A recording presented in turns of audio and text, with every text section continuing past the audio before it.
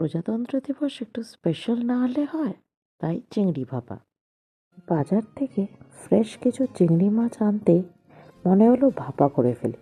যেমন বলা তেমন কাজ। চিংড়ি মাছ ছাড়িয়ে নিয়ে কড়াইতে সর্ষের তেল দিয়ে একটু গরম হলে দিয়ে দেবো কালো জিরে ফোড়ন।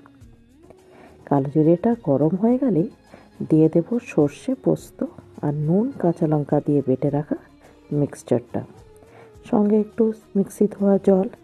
তারপরে দিয়ে দেবো পরিমাণ মতো হলুদ, পরিমাণ মতো নুন, আর যে যেমন ঝাল খায় সেরকম অনুযায়ী ঝাল দিয়ে দেবো। অল্প একটু মিষ্টিও দেব যাতে টেস্টটা ব্যালেন্স হয়ে যায়। দিয়ে বেছে রাখা চিংড়ি মাছগুলো দিয়ে আমরা একটু হালকা হাতে নেড়ে দেব।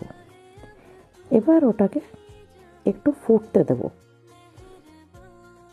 গ্যাসের ফ্লেমটা এখন একটু হাই রাখলে বেটার হবে, তাহলে ফুটে যাবে। ফুটতে শুরু করলেই আমরা ঢাকা দিয়ে সিমে 10 থেকে 15 মিনিট সিমে রাখবো। তারপরে একবার খুলে চেক করে নেব যাতে কড়াইতে লেগে না যায়। যখন দেখব মাছটা সেদ্ধ হয়ে এসছে তখন গ্যাসের ফ্লেমটা এবার আমরা বাড়িয়ে দেব।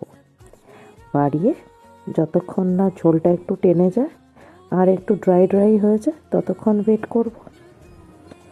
তার মধ্যে মধ্যে একবার খুন্তি দিয়ে নেড়ে চেক করে নেব যাতে লেগে না যায় নিচের দিকে।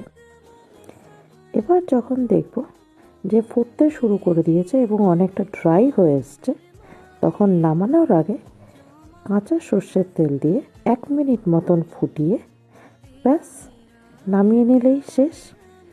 গরম গরম ভাতে এই যদি পড়ে আর রক্ষে নেই। একটু চাল বেশিই নিতে হবে সেদিনকে।